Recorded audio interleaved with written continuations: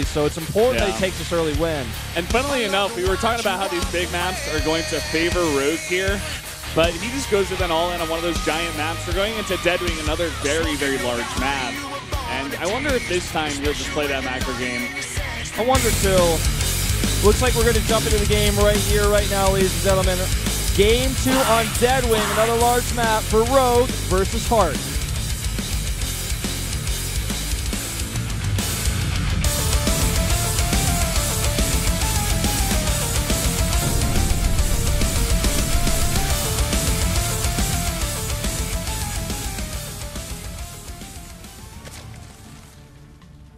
Down here in the bottom left, in the blue, our Zerg player already winning one of these games here. It is Rogue. What a Rogue to go for Nidus in that game. The top left, vertical spawns. It's the Axiom player. Tart. Tart? Yeah, like, you know, like the, what's it, Captain Planet power. You ever watch Captain Planet? No, I Earth, never saw Captain Planet. Wind, fire, water, heart, go planet. You know what I'm talking about? I know what you're talking about, but I was By just your thinking powers combined, I am Captain Planet. You know this? Yeah. Okay, just making sure. You know, I'm like, this is a big part of like our younger years, Valdez. Oh man, I was more so into Power Rangers and like Rugrats and stuff. Oh, I'm only 1 year younger than you, but no, I mean Rugrats was great, but I didn't have cable television, so. Oh. Saddest thing is if I lived in Korea and didn't have cable, I wouldn't get those amazing channels we have over here for gaming. I would have been a sad young little boy. Yeah. I've been downloading those all off the internet. Interesting scouting pattern here, by the way, yeah. from Rogue. Really want to point this out. That's that may even just be looking for a 2-Rax or like a 1-Rax, like Proxy Reaper. It's really good to just place it in there in between the two bushes, and it's right in the middle of the two bases. So if you can just scout there and immediately go cross-spawn scout, it's just a very, you know, meticulous. He wants to be very safe with this kind of scout. It's cool because oftentimes as a player too, because the distance between cross spawns and vertical spawns is so different on this map in particular, that you might even want to do a different build based on the fact that your opponent's cross spawn, and you can't do that if he's vertical spawn. So it's like killing two birds with one stone. You check all the way over the map for proxies. If he's going to proxy, it's probably going to be in that location because it's equidistant from the two bases. So smart choice here. I like it a lot.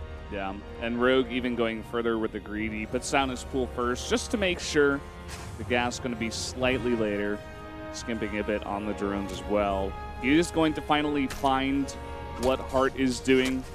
It is a CC first here on this big map. And bit of a worker fight here.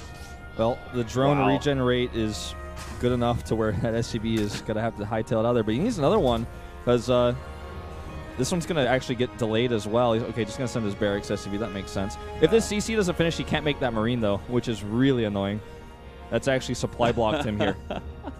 That delay actually hurts the timing on how many Marines he's going to have at a certain time. Yeah. Very interesting. It's really annoying. In fact, he actually is got to be pretty frustrated with that one. So, not even going to repair that SCB back at home. A bit weakened. Yeah. Going to go straight in the factory here. Just trying to get some more of those Hellions, I would assume, out on the map. Get that map control. And Rogue, he does get 108 gas, but he's not getting that speed. And he's slowly getting one drone and gas. Yeah, I mean, I think he will get it in a second. Perhaps he just wanted to make another queen first. No, he's going to go 2-base lair. Yeah. Just trying to decide if he really needed that speed or if he wanted to go for that faster tech there in that lair tech. Wonder what he's going to do. Well, most likely it'll be for 2-base Spire, but there are a few other alternatives, right? For example, going for a quick Nidus again, maybe with roaches if he makes a Roachborn pretty soon here.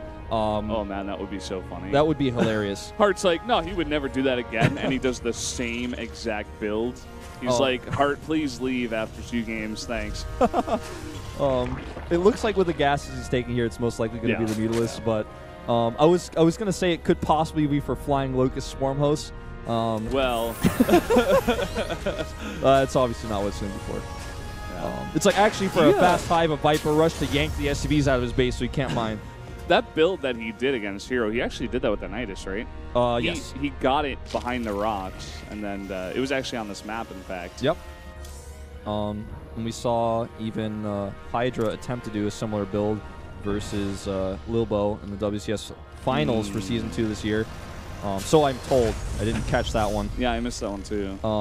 But I don't know, it might have been a different type of situation. But either way, we've seen it 2 legendary games now in important matches. The Swarm host, like going carriers. Yeah. And as we said before, the Spire first is going to be the choice of Tech here, just on 2 bases, getting all 4 of his gases, already putting up 2 Spine Crawlers, just for that extra safety once again. Yeah. I mean, you need to do something like this usually when you're up against a player when you've basically cut all units entirely. You don't have link speed, and you're rushing out the Mutalisk. You don't have that much of a defensive option against Hellions or any type of like quicker bio push, or perhaps even Hellbats. He doesn't really know what he's up against. A lot of queens here. Going to make shutting this drop down pretty easy. Although if they're out of position, it's a different story. Going out of the main at the worst possible point. And this is 4 Hellions. This could get a ton of damage done, and Rogue is not in a good position. No defense here except for 1 queen. Yeah. Good drone pull, and the Hellions do get blocked here a little bit by the spawning pool, so you actually have to lift those up and get out. Very little damage done for what could have happened. He didn't chase the drones, I feel, as well as he could have. Oh, dropping here is just not even acceptable. You got to get out of there. Yeah, not going to work out there. But I think he still hasn't seen the Spire. I mean, he did see the lair, and he knows that Rogue is on 2 base, so he probably has a decent idea of what's going on here, but he doesn't know for sure. Yeah, you're right. He has no vision of the Spire, but he did finish his E-base just now. He should produce some missile turrets. He does have vision of his entire base. Actually, there's like 1 place he doesn't, so he's somewhat cautious about Nidus, but yeah. I think we see the turrets coming up now. This Viking definitely confirms, so he should be okay against this. It's important for Rogue to do a lot of damage right now and gain some map control from this little attack. In fact, that's why he's going to go and chase down these Hellions. Not paying attention there, he's going to lose that Metavag. Could have tried to boost that away at least for a bit, possibly try to get it home to your Marines. Now just kind of sending his Hellions awkwardly in the middle of the map. What does he have at home? That's what I'm curious about. He's got 12 Marines, but the stim is not yet done. Yeah, without stim, chasing these Mulas down is going to be a bit of a hassle. The bunker does make the defense a little bit easier. He's just going to get a quick depot and get out. Yeah, it's going to burn down here. No repair. Going to supply block. Arts even. Now looking to go into the main. No, just going to back off. I think he knows that the timing here is no longer a surprise. But what I really like, instead of trading, some of his Mulas perhaps, and maybe making a mistake, losing Muta here and there for some harass, he's just actually increasing his Mulas count. Oh no, another mistake here with the rally. But he's just increasing his Mulas count insanely quickly right now. And just going to build up a count that's so high that just a turret here and there is not going to be enough to defend this. Yeah, but also already Widow Mines there. But Rogue did see them burrowing down, so he should be careful about that. He's not going to overcommit too much here. Already 15 Mutalists out on the map. And Hart is saying, wow, you've committed so much to this. You must not have that much back at home. And it's kind of true. He's only got 5 lings out on the map. He's making 10 more. He's got the Baneling nest, but Baneling speed is a long way off. Yeah, he doesn't have any Banelings on a single one. He's making his first 3 right now. Those obviously going to be very essential at defending this. 1 turret, not enough for this. Even with the repair, it should go down, and the repair is late. So goodbye turret, and all of these SCVs are now very exposed. He's going to kill all of them, force Marines to return home, force a stim. Oop, loses a Mutalisk there, but definitely worth it for 8 SCVs, and losing a lot of mining time right now is Hart.